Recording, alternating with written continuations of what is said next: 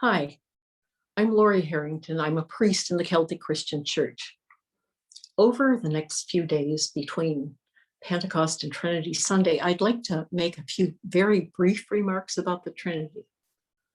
The Trinity is the central mystery of our faith, but it's probably the hardest to understand and talk about. Now, fortunately, there have been a lot of very smart people who've been thinking and talking about it over the centuries. So I'm going to be able to draw on their wisdom to make my remarks. The first person whose wisdom I'd like to tap into right now is Thomas Aquinas. He says that anything we say about God is analogy. So we have to remember that. We don't understand God enough to talk about God directly. Everything has to be God is like, God is like. So that's what we're going to be doing. And the other thing I'd like to say, just as me, as somebody who's been a language person in her life, maybe somewhat deteriorating right now, is the language of God is silence.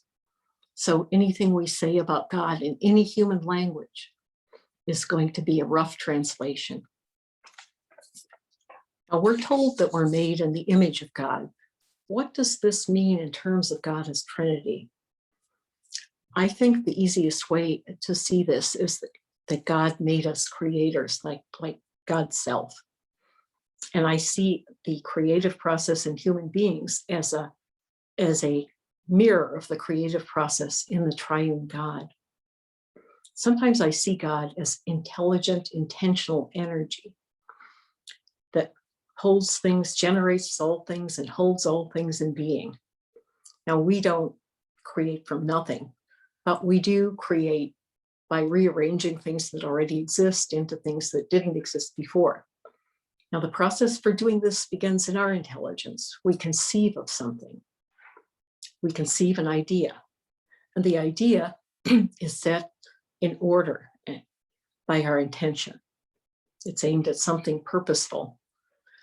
And then it's propelled into action by our energy.